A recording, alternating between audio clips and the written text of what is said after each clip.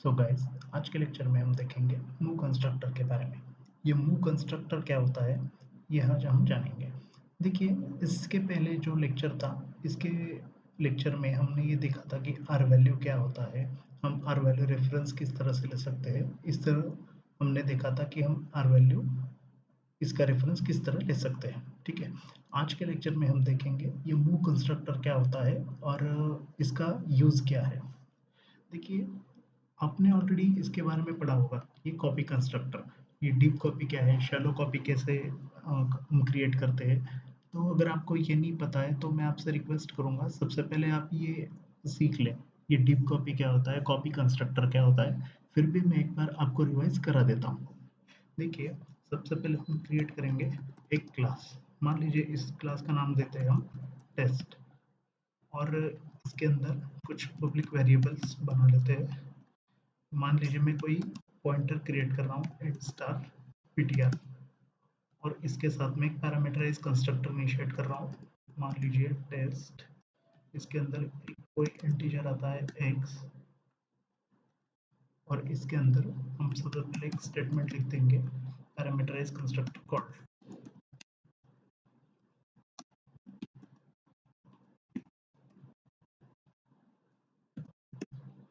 ठीक है, ये पैरामीटराइज कंस्ट्रक्टर कॉल्ड, ये स्टेटमेंट हमने लिख दिया है।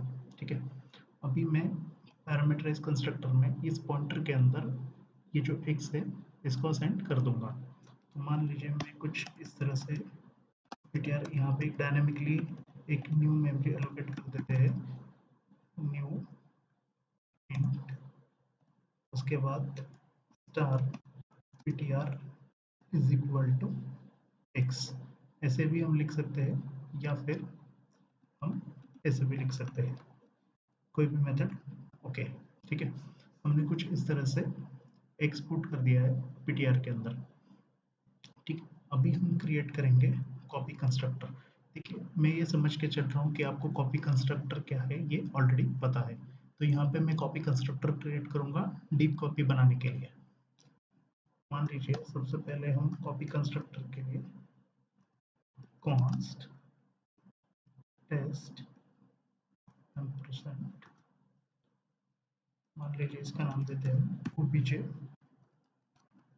इसके लिए हम क्रिएट करेंगे ptr, हम दिस कीवर्ड से भी यूज इस्तेमाल कर सकते हैं। देखिए, दिस ptr, ऐसा भी हम कर सकते हैं, या फिर हम सिर्फ ptr भी लिख देंगे तो भी चलेगा। ptr is equal to new int. सबसे पहले हमें अगर डीप कॉपी क्रिएट करना है तो सबसे पहले हमें रिसोर्सेज के लिए नई मेमोरी क्रिएट करनी होगी, और इस ptr के अंदर हम एलोकेट कर देंगे star ptr is equal to जो हमारा एग्जिस्टिंग ऑब्जेक्ट होगा उसका जो पॉइंटर के अंदर जो भी वेरिएबल है वो मैं इसके अंदर असाइन कर देना। तो हम कुछ इस तरह से लिख सकते हैं, obj डॉट ptr। ओके, और उसके बाद यहाँ पे मुझे एस्टेरिस्क साइन यूज करना पड़ेगा।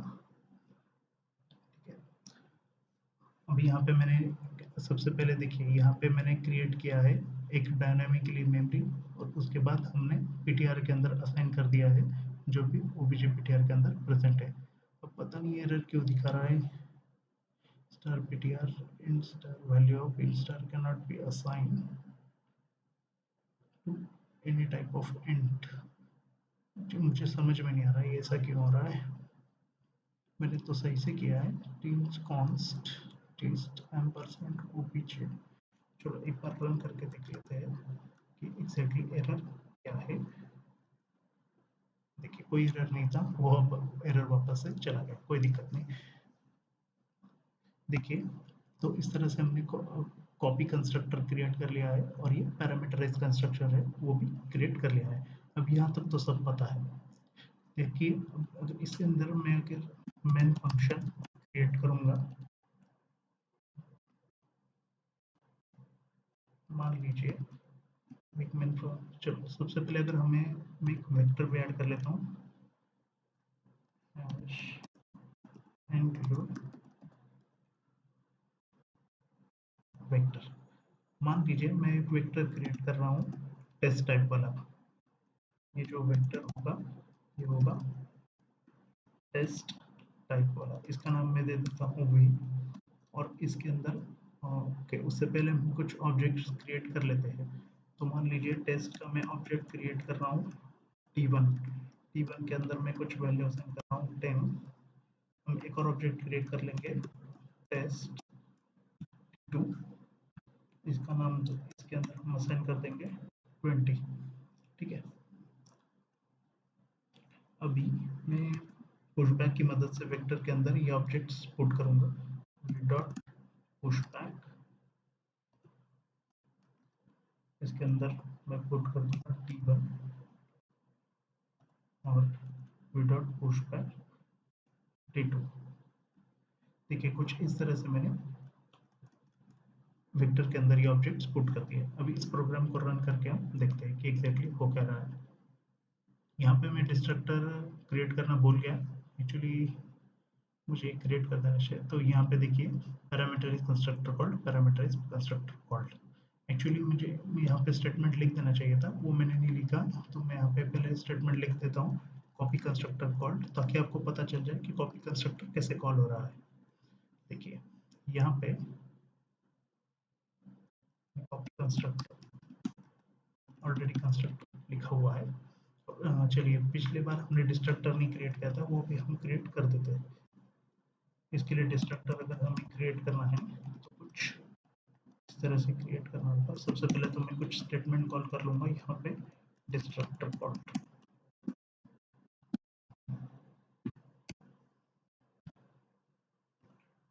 यहाँ पे मैं सिर्फ एक कमांड कॉल करूंगा, मुझे डिलीट पीटीआर, यानी डायनामिकली जो भी मेमोरी एलोकेट की है वो एट द एंड डिलीट हो जाए। तो अभी मैं इस प्रोग्राम को रन करता हूँ। तो यहाँ पे देख सकते हैं parameter is constructor called, parameter is constructor called. अभी देखिए यहाँ पे मैंने जो भी ऑब्जेक्ट्स क्रिएट किए हैं टी1 टी2, इसके लिए पैरामीटराइज कंस्ट्रक्टर कॉल हुआ है। ठीक है। अभी यहाँ पे मैं क्रिएट कर रहा हूँ टेस्ट के लिए दो ऑब्जेक्ट्स टी1, सॉरी यहाँ पे मैं पुट कर रहा हूँ ऑब्जेक्ट्स वेक्टर के अंदर, इसलिए कॉपी कंस्ट्रक्टर कॉल, और एट द एंड सबके लिए डिस्ट्रक्टर कॉल हो रहा है। ठीक है। देखिए यहाँ पे एग्जैक्टली हो क्या रहा है, जब भी मैं वेक्टर के अंदर कॉपी सॉरी वेक्टर के अंदर जो भी ऑब्जेक्ट्स पुट कर रहा हूँ, तब ये जो मेरे ऑब्जेक्ट्स बनाए हुए हैं इनका जो है वो कॉपी इसके अंदर जा रहा है। और ये जो ऑब्जेक्ट्स है ये इसके अंदर मूव नहीं हो रहे, इसका कॉपी इसके अंदर जा रहा है। मेरी बात आप एक बार ठीक से सुनिए, मैं एक फिर से रिपीट कर रहा हूँ। यहाँ पे जब भी मैं पुशबैक यूज़ कर रहा हूँ ये इन ऑब्जेक्ट्स के लिए, ये टी1 और टी2 इनका जो कॉपी है वो इस वेक्टर के अंदर जा रहा है। लेकिन मैं चाहता हूँ ये दोनों जो ऑब्जेक्ट्स क्रिएट किए हुए हैं वो वेक्टर के अंदर चले जाए, ये एक्चुअल ऑब्जेक्ट्स जो है वो इनके अंदर चले जाए, ना कि इनकी कॉपी। लेकिन हो ये रहा है, कंपाइलर जो है बाय डिफ़ॉल्ट यहाँ पे कॉपी कंस्ट्रक्टर कॉल कर रहा है, यानी इन ऑब्जेक्ट्स की कॉपी यहाँ पे यूज़ करके इसके अंदर पुट कर रहा है। लेकिन मैं चाहता हूँ यहाँ पे एक्चुअल ऑब्जेक्ट्स मूव हो जाए, इसलिए C++11 में हमें एक फीचर मिलता है मूव कीवर्ड। हम मूव कीवर्ड का इस्तेमाल करके इन ऑब्जेक्ट्स को मूव कर सकते हैं इस वेक्टर के अंदर। ठीक है।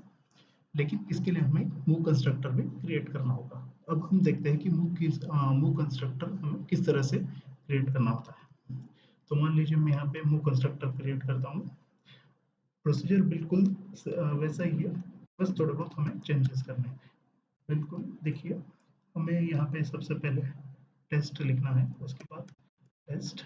अब डेफिनेटली अगर ऑब्जेक्ट टेस्ट वाला टेस्ट टाइप वाला है तो हमें टेस्ट ही लिखना पड़ेगा। और जैसे कि हमने देखा था यहाँ पे हमें डबल एम्परसेंट यूज़ करना है।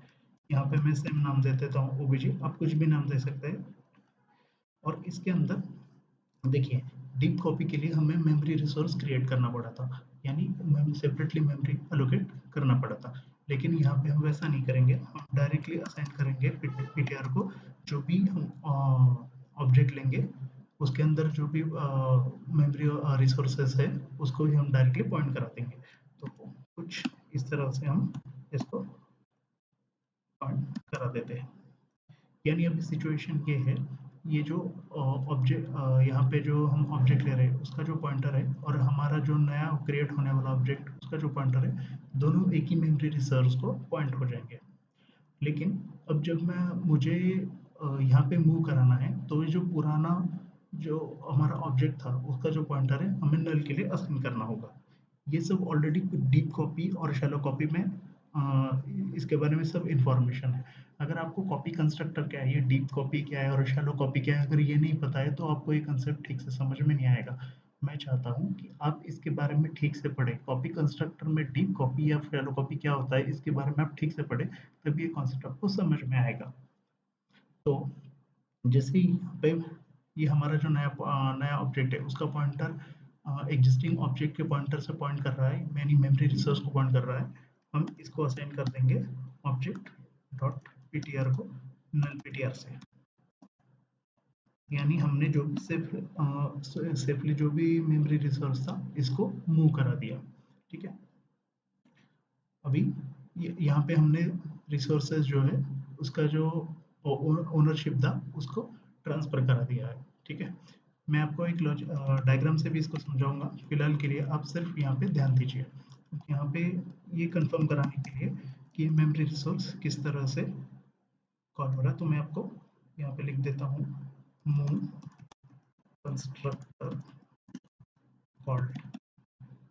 ठीक है, कुछ इस तरह से। ठीक है, अभी जैसे हमने यहाँ देखा था मूव कीवर्ड, अब मैं चाहता हूँ कि इसका कॉपी बनने के बजाय ये मेमोरी रिसोर्स सॉरी ये जो ऑब्जेक्ट्स है ये वेक्टर के अंदर मूव हो जाए। देखिए अभी इसके लिए मुझे मूव कीवर्ड का इस्तेमाल करना पड़ेगा। जैसे मूव कीवर्ड इस्तेमाल करता हूँ, अब देखिए मूव कंस्ट्रक्टर अपने आप कॉल हो जाएगा।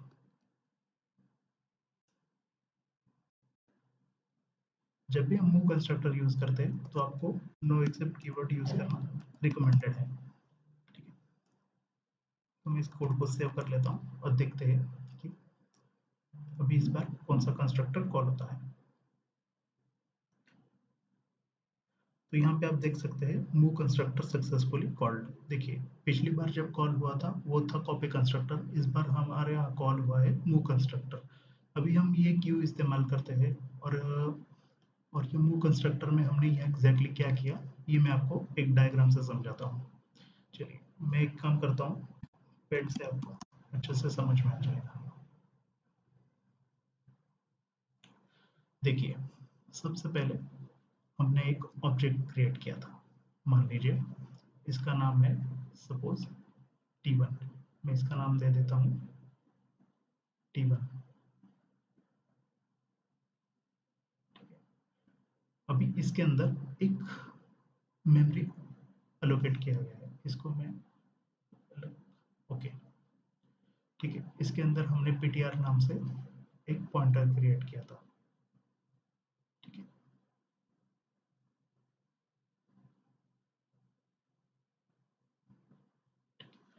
तो ये इतना तो आपको समझ में आ गया होगा, ये T1 ऑब्जेक्ट हमने पहले क्रिएट किया था, उसके बाद उसके अंदर हमने एक पॉइंटर असाइन किया था।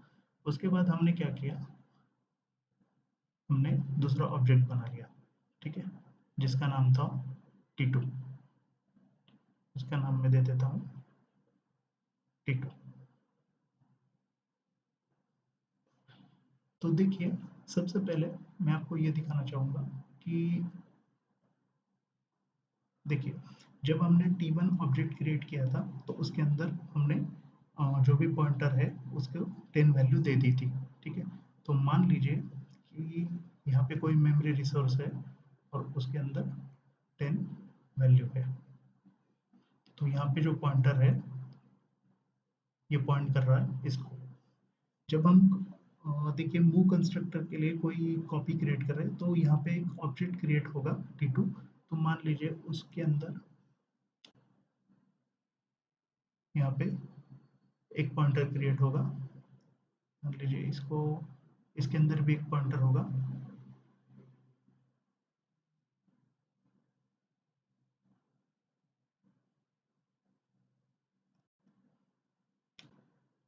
ये भी इसको पॉइंट कर रहा है, ये मेमोरी रिसोर्स को। ये हुआ शैलो कॉपी। देखिए, अब जब भी हम मूव कंस्ट्रक्टर क्रिएट करने की कोशिश करते हैं, हम एग्जैक्टली शैलो कॉपी ही क्रिएट करते हैं। लेकिन अभी इस बार ही होगा ये भी देखिए, ये दोनों जो मेमोरी रिसोर्स है, इनके अंदर जो भी पॉइंटर्स है, ये एक ही एड्रेस को पॉइंट कर रहे हैं। लेकिन दिक्कत ये है, जब भी इन दोनों में से किसी को डिलीट करने की कोशिश करेंगे, तो ये ऑटोमेटिकली जो दूसरा रिसोर्स है, वो एक डैंगलिंग पॉइंटर के वो जो डैंगलिंग पॉइंटर को पॉइंट कर मतलब वो किसी को पॉइंट नहीं करेगा, ठीक है।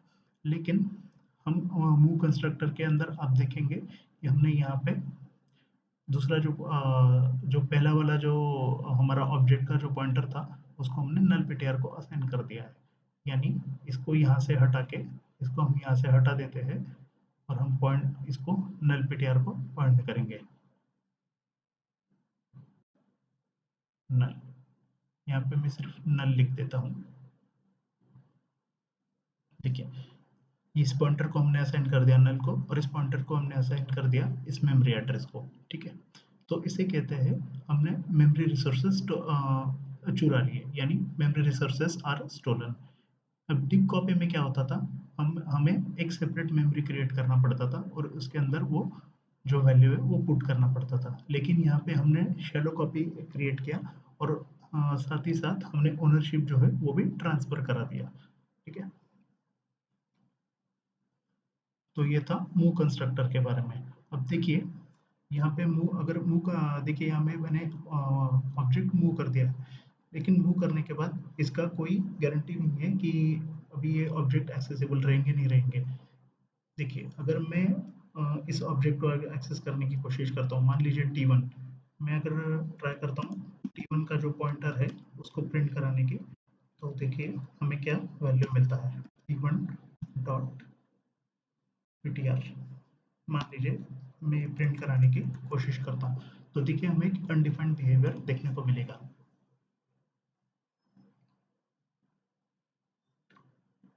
यहाँ पे देख सकते हैं डिस्ट्रक्टर कॉल के बाद हमें कोई वेरिएबल कॉल होता हुआ नहीं दिखाई दे रहा। लेकिन जब अगर मैं यही काम अगर कॉपी कंस्ट्रक्टर से करूँगा, मान लीजिए यहाँ पे जो मूव कीवर्ड था उसको मैं हटा दूंगा, मान लीजिए इसको मैंने हटा दिया है, तो देखते हैं क्या होता है। उसके बाद हम देख पाएंगे कि वैल्यू सक्सेसफुली प्रिंट हो रहा है। देखिए, कॉपी कंस्ट्रक्टर कॉल भी हो गया और यहाँ पे ये 10 वैल्यू सक्सेसफुली प्रिंट भी हो गया। यहाँ पे मैंने एंडल इस्तेमाल नहीं किया था, सी आउट एंडल ऐसा कुछ नहीं किया था, इसके लिए एक ही लाइन में ये प्रिंट हो गया है, ठीक है। यानी हमें मूव कंस्ट्रक्टर कब यूज़ करना है, जब हम ऑब्जेक्ट क्रिएट करते हैं लेकिन इनको किसी कंटेनर के अंदर हमें मूव करना है और उसके बाद हमें उसे इस्तेमाल करने की या फिर एक्सेस करने की ज़रूरत नहीं है, तब हम मूव कीवर्ड इस्तेमाल कर सकते हैं। लेकिन अगर कोई ऐसा केस है कि हमें ये ऑब्जेक्ट क्रिएट करने हैं, हमें इस किसी उसके बाद किसी इस कंटेनर में डालने हैं वेक्टर के अंदर, या उसके बाद अगर हमें यूज़ करना है उस इन्हीं ऑब्जेक्ट्स को, मतलब हमें अगर यूज़ होने वाला है, तो हमें कॉपी कंस्ट्रक्टर का ही इस्तेमाल करना चाहिए। अगर हम मूव कंस्ट्रक्टर उस केस में अगर इस्तेमाल करते हैं तो हमें ये प्रॉब्लम हो जाएगी। जैसे मैंने आपको दिखाया, मूव कीवर्ड के बाद अगर हम एक्सेस करने की कोशिश कर रहे हैं तो एक अनडिफाइंड बिहेवियर मिल रहा है, ठीक है। तो ये था मूव कंस्ट्रक्टर के बारे में। होप आपको ये समझ में आ गया होगा। Thank you so much.